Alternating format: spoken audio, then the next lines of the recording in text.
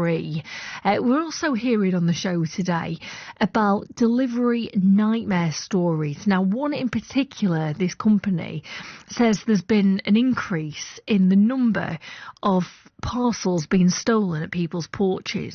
Now, they made some freedom of information requests to police constabularies across the UK and found a sharp rise in this kind of theft. So they're being dubbed porch pirates. Okay, so I want to know from you today about your delivery nightmare stories, please. Maybe this has happened to you. You've had a parcel stolen from your doorstep. 08085 909 693. I know that's what Jan in Liverpool wants to talk about. Hi, Jan. Hi, Laura, hon, you all right?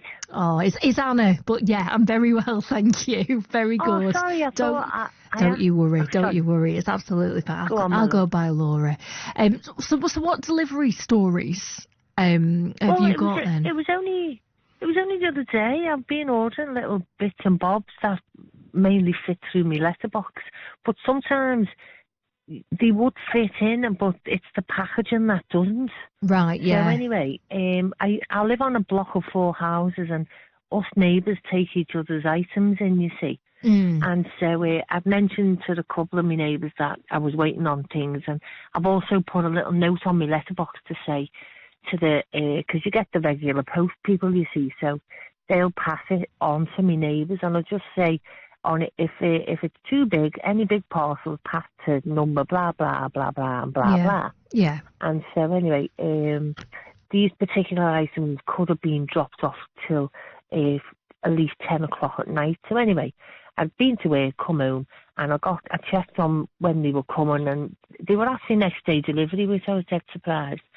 So it said the message said they'd been handed to the residents.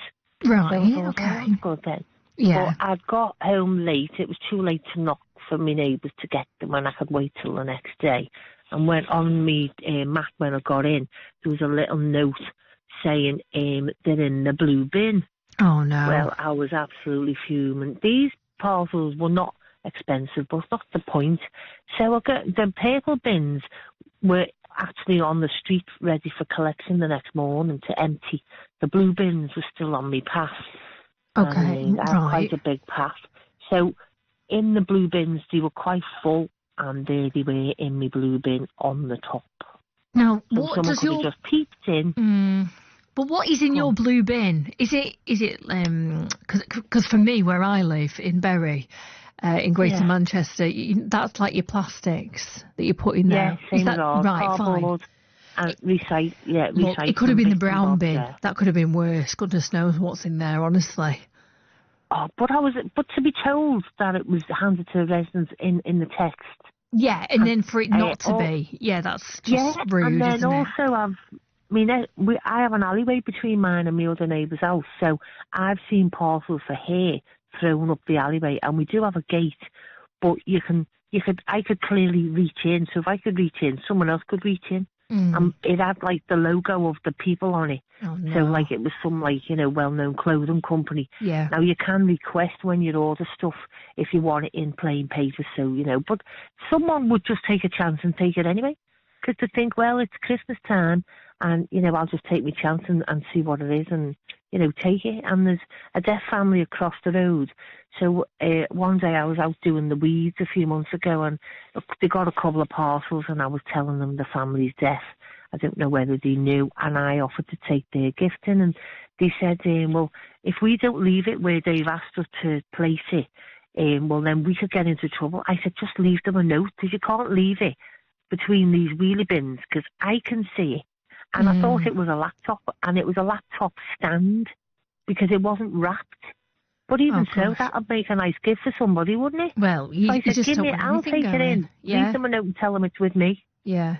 So I was fuming with that, because I'm really reluctant to get large items. That's my first experience of my items being in the bin. Usually, I order CDs or videos and that, DVDs. And, because I can't really order stuff to my workplace. No. We do have a local delivery office, And the pain of that is it just means getting up a little bit early before going to work. And they're never open. They're never open, I tell you. The amount of times I've tried to retrieve a parcel back at a sourcing office, I can never get in. Well, I've screenshot the opening times, and they used to open till 7 o'clock on a Thursday night, which was fabulous, because I'd rather go overnight rather than get up early in the morning. Yeah. And then when I went to actually pick something up, they changed the times. Oh, again. right. That's annoying. Well, Jan, do you know what? Do you know what strikes me though is that clearly, like you in your community, in your neighbourhood, you look out for each other, and I think that really helps though, doesn't it? Because if you live in a block of flats, then you don't really speak to each other. I think that's when more problems occur. When you're not having that conversation. Our local Royal Mail chap said that he's been told by his bosses that they would have to leave any parcels on the doorstep, and he was mortified, and so was I. And he said, I'm not doing it, because on the fourth house, I've got two houses to my right and one to my left, and there's 3 little children there, so he knew they would possibly be getting presents, and to leave them on the step, how can you do that? Yeah, no. And then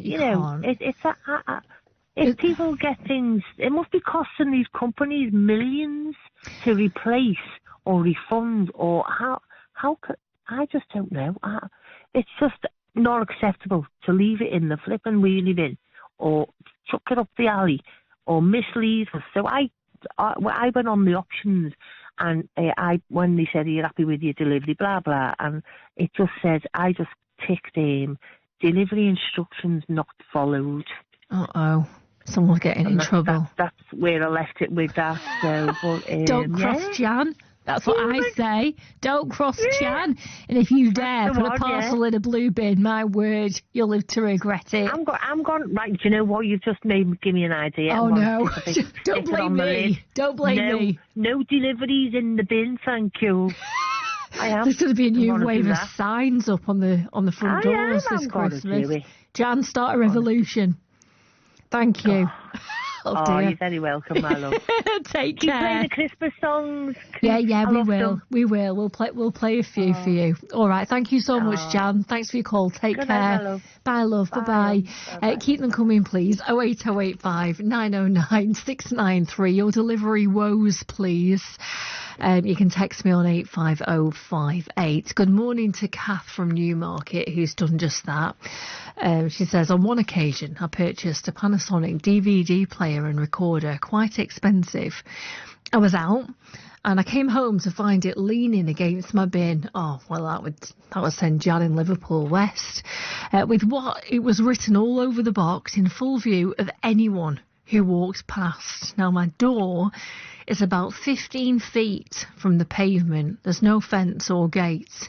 Luckily, I wasn't out all day, or I don't think it would have lasted very long, and that's just a normal occurrence. Take the picture and leave it.